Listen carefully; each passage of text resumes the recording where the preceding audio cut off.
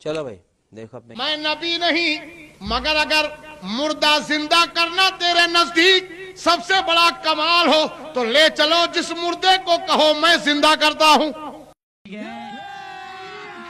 अभी मजा आएगा ना भिड़।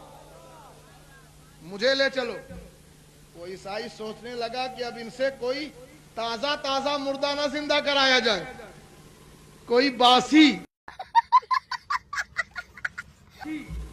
जो 100-200 बरस का हो चुका हो, जिसकी हड्डी का भी पता ना हो, गया एक पुरानी कब्र में खड़ा हो गया।